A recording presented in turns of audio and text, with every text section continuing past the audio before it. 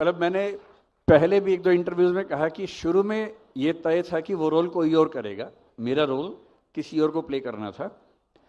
संयोग ऐसा बना कि विधु जी का आदेश हुआ कि ये रोल तुम्हें प्ले करना है।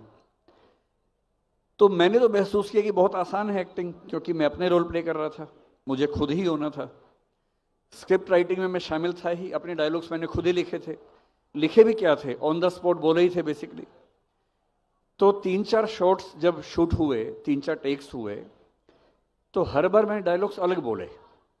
इसलिए उन्होंने खुद भी कहा कि तुम फ्री हो के जो मन में है बोलो, और हम बाद में चूज कर लेंगे कौन से वाला ज़्यादा अच्छा है। तो क्योंकि मैं अपना ही रोल प्ले कर रहा था, अपनी ही क्लास थी, और डायलॉग्स की बंदिश भी नहीं थी, खुद ही लिखना था, खुद ही बोलना था, आज़ादी थी, तो जो मेरे मन में आया मैंने बोला, अपनी ही एक्टिंग की। तो मुश्किल मुझे तो नहीं लगा। हालांकि मुझे फिल्म इंडस्ट्री के कुछ दोस्तों ने बताया कि अपना अभिनय करना सबसे मुश्किल होता है, मुझे ऐसा नहीं लगा, मुझे बहुत आसान लगा।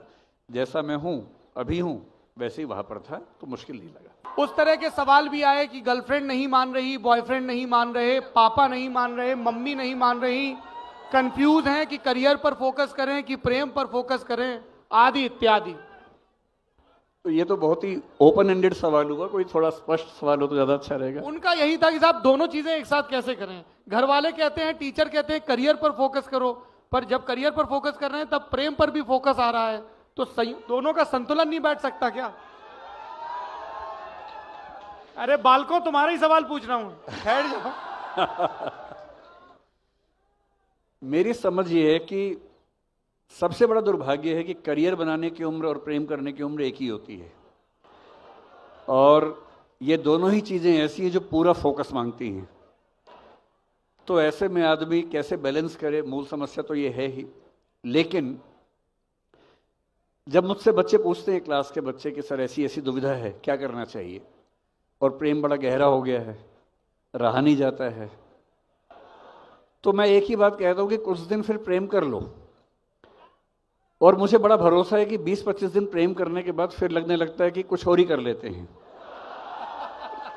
तो अगर प्रेम उछला है, अगर प्रेम केवल देह का है, अगर प्रेम केवल चेहरे की चमक देख के हुआ है, अगर प्रेम केवल अदाएं देख के हुआ है, अगर प्रेम केवल मेकअप के बाद के चेहरे से हुआ है, तो वो 20-25 दिन से ऊपर टिकेगा नहीं।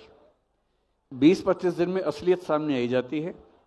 जब दो लोग बात करते हैं, उनका पूरा स्तर आमने सामने आ जाता है, वो मेकअप पीछे चला जाता है, हैसियत या औकात सामने आ जाती है, और अधिकांश मामलों में प्रेम का जो ग्राफ है वो यूं बढ़ के यूं नीचे आता है।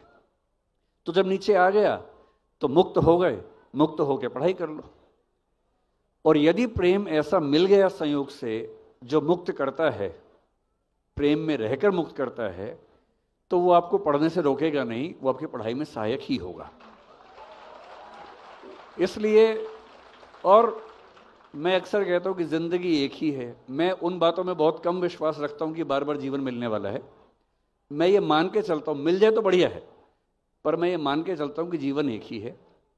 एक ही है तो उसी को जीना है, उसी में प्रयोग करने हैं, और प्रयोग करने का मौका आए तो प्रयोग कर लेना चाहिए।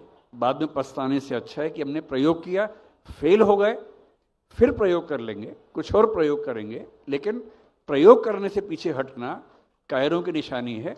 अच्छे जीवन जीने के लिए आपको आगे बढ़ के एक्सपेरिमेंट्स करने ही पड़ेंगे, कोई रास्ता है नहीं।